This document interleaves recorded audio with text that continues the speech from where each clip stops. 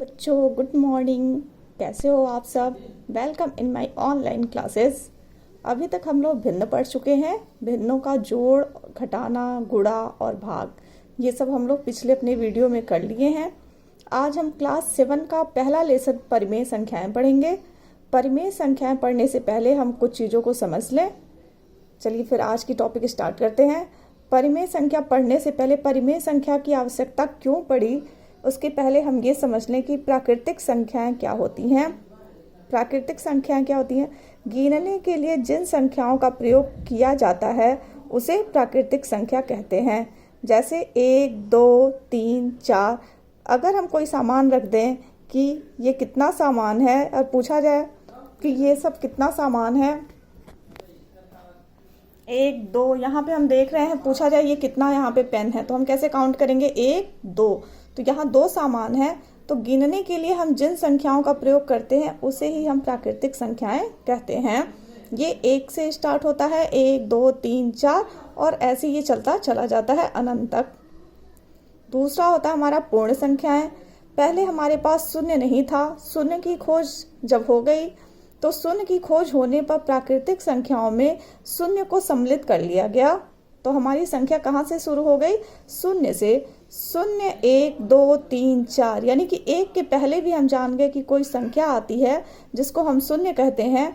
तो जब शून्य से संख्याएं स्टार्ट होती हैं तो इन संख्याओं के समुच्चय को पूर्ण संख्याएं कहते हैं। इसका परिभाषा देख लेते हैं। शून्य की खोज होने पर जब शून्य को प्राकृतिक संख्या में सम्मिलित कर लिया गया तो हमें पूर्ण संख्याएं प्राप्त हुई। तब हम यह कहें कि अब हमारी संख्या क्या हुई? पूर्ण हो गई। तो इन संख्याओं को हम कहते हैं पूर्ण संख्या। तो अगर हमसे कोई पूछता है सबसे छोटी प्राकृतिक संख्या कौन सी है, तो हम क्या बताएंगे? 1। और सबसे छोटी पूर्ण संख्या क्या है, तो हम क्या बताएंगे? 0। समझ में आ गया? अब प्राकृतिक और पूर्ण संख्या तो हम जान लिए।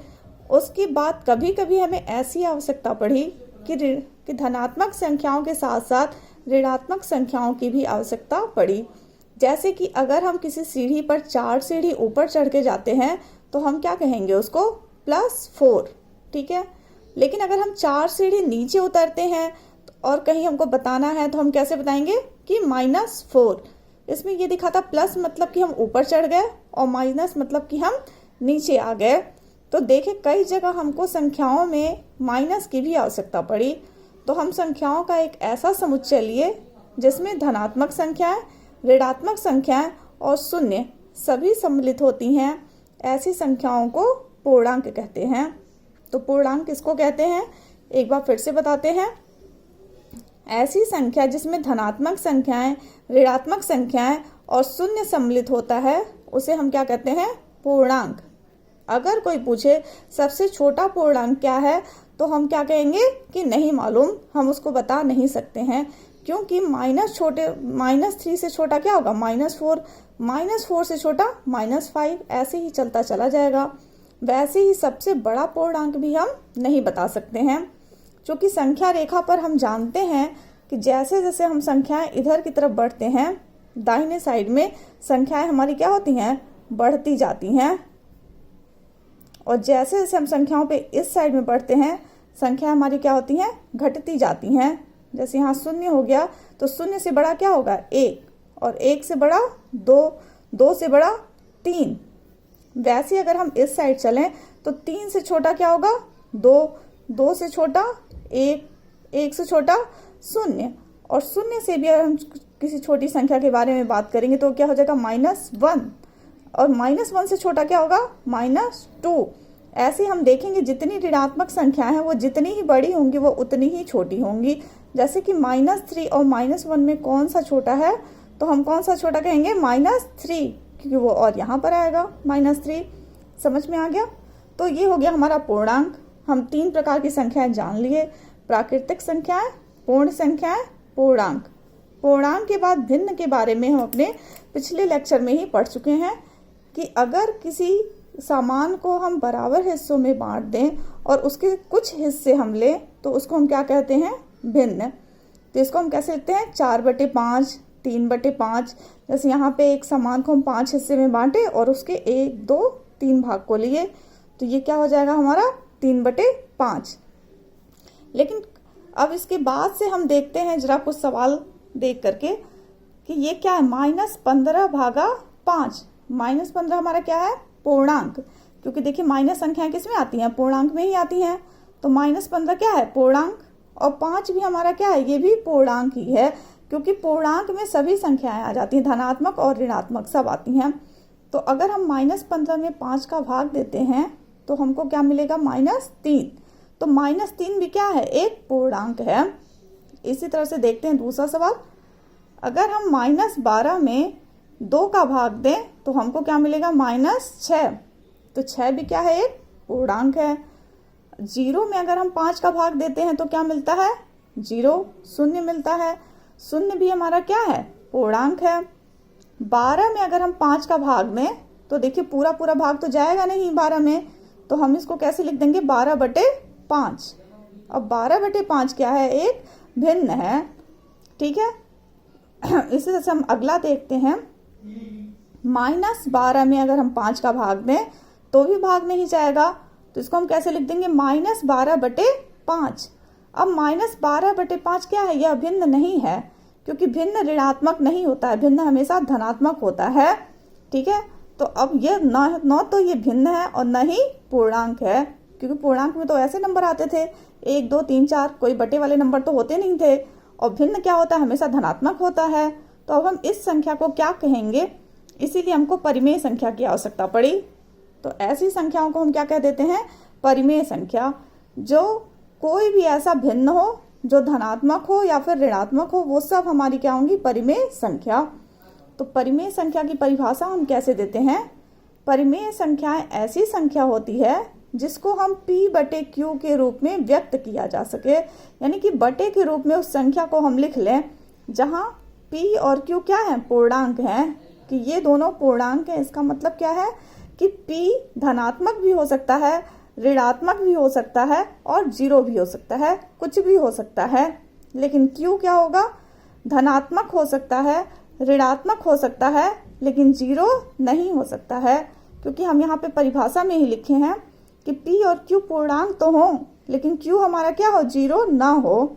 क्योंकि अगर हम जानते हैं किसी संख्या में अगर हम 0 से भाग देंगे तो वह अनंत हो जाएगा, तो अनंत तो इन संख्याओं में शामिल है नहीं कहीं, तो वो परिमेय संख्या नहीं होगा।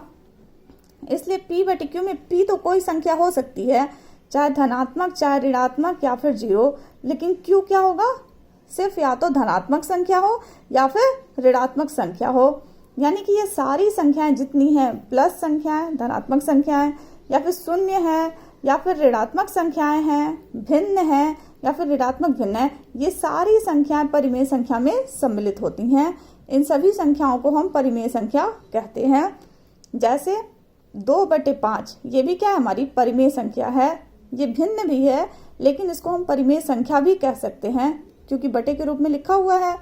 -2/5 ये क्या है, ये भिन्न तो है, ये भिन्न नहीं है, लेकिन क्या है, परिमेय संख्या है। भिन्न क्यों नहीं है, क्योंकि ये ऋणात्मक है। ऐसे ही 2/-5 ये भी क्या है, ये भिन्न नहीं है, क्योंकि यहाँ पे क्या है, हर ऋणात्मक हो गया है, जबकि भिन्न ऋणात्मक नहीं होता है, तो इसलिए ये भी क्या है, परिमेय संख्या। और ये भी क्या है, परिमेय संख्या।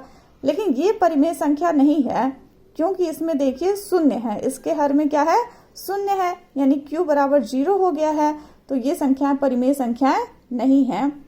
उम्मीद करते हैं आप लोग को परिमेय संख्या के बारे में सब कुछ समझ में आ गया होगा। अब हम होमवर्क में देखते हैं क्या है। ये संख्याएं हमको करके ले आनी है कि खाली जगह भरो, इन जगहों में कौन सी संख्याएं आएंगी। और दूसरा, 5 परिमेय संख्या लिखनी है, ऐसी परिमेय संख्या जिसमें अंश ऋणात्मक पूर्णांक हो और हर धनात्मक हो। दूसरा, अंश धनात्मक हो और हर ऋणात्मक हो। तीसरा, अंश और हर दोनों ऋणात्मक हो। इसमें से हम एक एक सवाल करके बता दे रहे हैं।